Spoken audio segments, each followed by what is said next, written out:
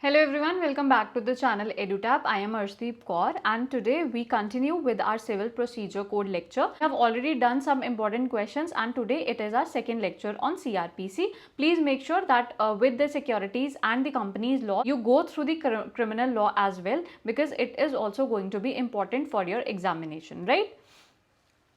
Before I start, I would like to tell you that EduTap has come up with two courses for the phase 2 examination. The first is the test series and other one being the live crash course. For the test series, you get chapter wise test. That means for each and every chapter that is mentioned in your act, you get a different test for that for which you can practice. So like in IPC, there are different chapters. In CRPC, there are different types of chapters. So you get separate test for each such chapter. Then you get full length test with evaluation. So this time, because of the descriptive part, you need evaluation. So that is why our experts are going to evaluate your test. So you will get required feedback from our experts so that it can help you for your preparation. So you get full length test with evaluation. And you also get one-on-one mentor support. And for the live crash course, the live classes, they have already been started. It is going to be very helpful for your preparation. You also get short notes for that, so it will be very helpful in your descriptive part. All the features of the test series that I have just mentioned, they all are included in the live crash course, and again you get one-on-one mentor support. So this is going to be very helpful for your preparation and your revision as well. So please make sure that you avail our offer which is going on right now. So if you want to avail it, kindly refer to the link in the description below. Now let's start. Question number 1. The protection under section 162 of the Code of Criminal Procedure 1973 is, so the answer to this question is D, that is only available in criminal inquiry or trial in respect of the offence under investigation. So let's read this section. This is section 162, statement to the police not to be signed. So this is just a safeguard that has been provided, right? No statement made by any person to a police officer in the course of an investigation. This I have told you that a police officer, the term investigation is always related to the police officer. Investigation under this chapter shall, if reduced to writing, be signed by the person making it, nor shall any such statement or any record thereof, whether in a police diary or otherwise, or any part of the statement or record, be used for any purpose. It cannot be used for any purpose, but there are exceptions, save as herein provided, at any inquiry or trial in respect of any offence under investigation at the time when such statement was made. But it can be used for what? It can be used for inquiry or trial in respect of the offence under investigation at the time when such was made. Provided that when any witness is called for prosecution in such inquiry or trial whose statement has been reduced into writing as aforesaid, any part of his statement, if duly proved, if it is duly proved, if that statement is duly proved, in that case may be used by the accused and with the permission of the court by the prosecution to contradict such witness. But it can only be used for what? It can only be used for contradiction and it cannot be used for corroboration, right? In manner provided under section 145 of the Indian Evidence Act, and when any part of such statement is so used, any part thereof may also be used in a re-examination of such witness, but for the purpose only of explaining any matter referred to in his cross-examination. Nothing in this section shall be deemed to apply to any statement falling within the provision of clause 1 of section 32 of the Indian Evidence Act or to affect the provisions of section 27. So they are actually talking about the dying declaration or a recovery that has been made under section 27 of the Indian Evidence Act. In that case, what? They can be used for contradicting as well as for the corroboration, right? Explanation and omission to state a fact or circumstance in the statement referred to in subsection 1 may amount to contradiction if the same appears to be significant and otherwise relevant, having regard to the context in which such omission occurs and whether any omission amounts to contradiction in a particular context shall be question of fact. So in case you are omitting a fact, right, you are omitting a fact, in that case also it can lead to what? It can lead to contradiction. But the Supreme Court has very clearly observed in a very landmark judgment that the omission can only be regarded as an omission unless and until it has been put to that person who has omitted that statement, right? Alright, moving on, question number 2.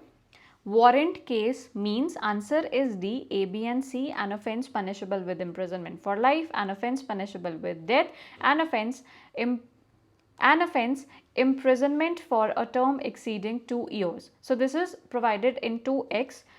Provides for the meaning of warrant cases. Warrant cases means the case which are a more serious offence that is punishable with death, life imprisonment or imprisonment for a term exceeding 2 years. The trial of a warrant case are conducted by the court of session or the magistrate. If the offence is more serious, then it can be tried by the court of session, whereas if the offence is less serious, a warrant case, then it can be tried by the magistrate. Question number 3. The state government may by notification declare any city or town for the purpose of CRPC as metropolitan. So the answer to this question is option C, exceeds 10 lakh. According to CRPC, the state may declare by notification that a city or a town where population exceeds 10 lakh and the area shall be called a metropolitan area under this code. Question number 4. When the person competent to compound an offence under section 320 is dead, then, so the answer to this question is C, that is his legal representatives or such person can compound the offence with the consent of the court. So they are talking about what? They are here talking about the compounding of offences. In criminal law, we do not have the concept of blood money that you can do an offence and you can get away with that offence by just paying compensation, right? But there are some kinds of offences that are less serious offences, right? In that case, what? Compounding, it has been made permissible by the court. So there are two cases in which compounding can be done. The first are some of the cases that are mentioned in clause 1 of this section. They are compoundable offences in which you can compound, that is the parties, they can compound in those offences, and the other one is where you can compound but only with the permission of the court. The offences covered under section 320, they are such offences that which have a limited scope, that is it is between two individuals only. That means they only affect those two individuals. They are such offences that do not appall the psyche of the society, right? So they are less serious offences. And one thing also that you have to remember is that the effect of compounding is what? It is acquittal. If an offence, it has been compounding, in that case the accused person gets what? He gets acquittal, right? So in that case he cannot be prosecuted for that offence again. It will lead to what? It will lead to double jeopardy. Let's read this section now.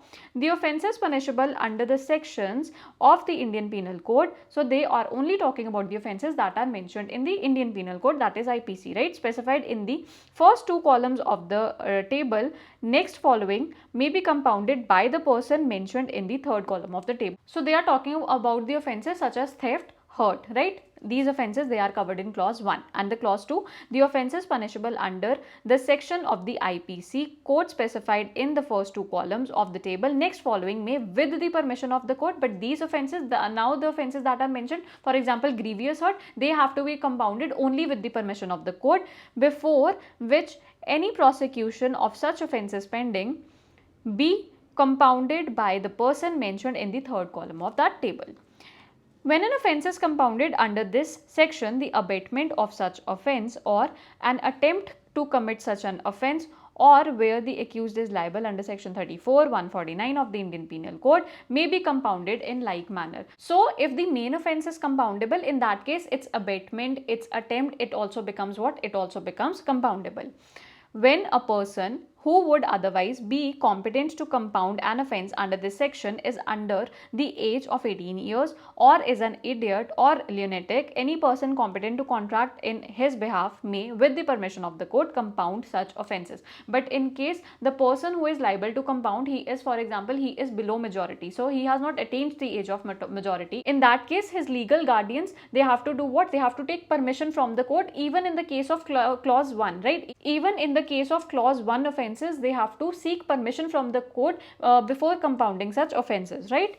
And when the person who would otherwise be competent to compound an offence under this section is dead, then their legal representatives. Then this right has been given to who? It has been given to the legal representatives as defined in this code. Of such person may, but with the consent of the court, compound such offence. But the consent of the court is required. When the accused has been committed for trial or when he has been convicted and an appeal is pending, no composition for the offence shall be allowed without the leave of the court to which he is committed or as the case may be before which the appeal is heard. A High Court or a Court of Session acting in exercise of its powers of revision under section 401 may allow any person to compound any offence which such person is competent to compound under this section. So a revision court can also grant for compounding. No offence shall be compounded if the accused is by reason of previous conviction liable either to enhanced punishment or to a punishment of different kind of such offence. So previous conviction, it actually debars the compounding, right? The composition of an offence under this section shall have the effect of an acquittal. This I have told you that it leads to acquittal of the accused with whom the offence has been compounded, and no offence shall be compounded except as provided by the section. So only the offences that are mentioned in section 320, only these offences they can be compounded. The High Court, invoking its inherent powers, it cannot compound the offences that are not mentioned in this section. So the offences that are not mentioned in section 320, they cannot be compounded by any court, right? So I hope you are clear with question number 4 also. Moving on, question number 5. A magistrate has a power to direct the police to investigate into an offence under, this is section number 156, clause 3. So this is police officers' powers to investigate cognizable offences. Any officer in charge of a police station may, without the order of the magistrate, investigate any cognizable case in which a court having jurisdiction over the local area within the limits of such station would have power to inquire into or try under the provisions of chapter 13. No proceedings of the police officer in any such case shall at any stage be called in question on the ground that the case was one which such officer was not empowered under this section to investigate. Any magistrate empowered under section 190 may order such an investigation as above mentioned. So this is the power of the magistrate to direct the police officer to register the FIR, right? So this is any magistrate empowered under section 190 may order such an investigation as above mentioned. So in usual course, the magistrate, he cannot interfere with the investigation of the police officer, right? But in clause 3, they are talking about the magistrate's power to order for such investigation, right? So he can do what? He can order for such investigation if a police officer is not doing so, right? If an informant has come to the magistrate and he is telling the magistrate that my investigation is not going properly, or such and such police officer is not investigating, in that case the magistrate has been given this power that they can direct for that investigation, right? So this is section 156. Moving on, question number 6. Which of the following is necessary for warrant of arrest? Must be written, signed, sealed and issued by the magistrate, addressed to the police officer. So the answer is D, that is all of these are correct. Every warrant of arrest issued by a court under this code shall be in writing, signed by the presiding officer of such court, and shall bear the seal of the court. Every such warrant shall remain in force until it is cancelled by the court which issued it, or until it is executed. Question number 7. Withdrawal of complaint under section 257 results in. So the answer is option A, that is acquittal. That it means what? That the same cannot be prosecuted again, right? It will lead to double jeopardy. So a withdrawal of complaint, if the complainant at any time before the final order is passed in any case under this chapter satisfies the magistrate that there are sufficient grounds for permitting him to withdraw his complaint against the accused, or if there be more than one accused against any or all of them, the magistrate may permit him to withdraw the same and shall thereupon acquit the accused. Here it leads to acquittal of the accused against whom the complaint is so withdrawn. Question number 8. The appropriate government may, without the consent of the person sentenced, commute a sentence of death for any other punishment provided by the Indian Penal Code, a sentence for imprisonment for life, for imprisonment for a term not exceeding 14 years, or for fine, a sentence of rigorous imprisonment, for simple imprisonment for any term of which that person might have been sentenced, or for fine, a sentence of simple imprisonment for fine. So the answer is D, that is all of these are correct. This is power to commute the sentence. This is section 433, power to commute sentence. What is commuting? Commute means to change the very nature of the sentence, right? When you are changing the nature of the sentence, you are not just reducing the imprisonment, but you are changing the nature. For example, you are changing a rigorous imprisonment into a simple imprisonment, right? So the appropriate government may, without the consent of the person sentenced, commute a sentence of death for any other punishment provided under the Indian Penal Code. So life imprisonment, it can be changed into any other punishment that has been provided under IPC. A sentence of imprisonment for life, for imprisonment for a term not exceeding 14 years, or for fine. A sentence of rigorous imprisonment for a simple imprisonment for any term to which that person might have been sentenced, or for fine, and a sentence of simple imprisonment for fine. Question number 9. Which of the following is requisite of a complaint? So the answer is actually D, that is all of these are correct. What is a complaint? Complaint means any allegation made orally or in writing to the magistrate. So to the magistrate you make what? You make a complaint with a view to taking his action under this code that some person, whether known or unknown, has committed an offence but does not include a police report, right? So police report, that comes under the cognizable offences that we have done, but they are talking about the complaint cases, that is the non-cognizable offences, right? So any person can make a complaint. It is not necessary that that person must be aggrieved or injured. Any person can start a complaint. Any person can file the complaint before the magistrate and start the criminal proceedings, right? Alright, so this is complaint, that is mentioned in 2D of CRPC. There is also an explanation. A report made by a police officer in case which discloses after investigation the commission of a non-cognizable offence shall be deemed to be complaint, and the police officer by whom such report is made shall be deemed to be a complainant. For example, the police officer, he registered an FIR, and in the course of the investigation he finds out that it was actually a non-cognizable offence, that is, it was a complaint offence, it was a complaint case. In that case, that report is going to be taken as the complaint, and the person, that is the police officer, is going to be regarded as what? He is going to be regarded as the complainant, right? Question number 10. The term cognizable offences is defined in section 2C of CRPC. Section 2C of CRPC defines it to be an offence in which the police officer can arrest the convict without a warrant and can start investigation without the due permission of the court. These are the offences that are usually very serious and generally heinous in nature. For example, rape, murder, kidnapping, dowry, death, etc. So we have done this. Cognizable offences, they are the offences in which the police officer has the right to arrest without a warrant. He can start the investigation with or without the permission of the court. So, right, these are the serious offences that have been mentioned here. For example, rape, murder, kidnapping, right? Question number 11. According to the Code of Criminal Procedure, plea bargaining is allowed for cases. Answer is D, that is all of these cases, they are right. So the concept of plea bargaining under the CRPC, it was actually introduced in 2005 amendment. So if we talk about the normal course, whenever any offence is committed, it will be decided by the merits of the case, it will be decided by the appreciation of evidence. But we have also read about the compounding. Compounding is when they are compensated. For the accused, it leads to acquittal. So what is plea bargaining? Plea bargaining is actually the middle ground. It is the middle pathway of compounding and of trial. In plea bargaining, the accused, he pleads guilty. He says that yes, I am guilty.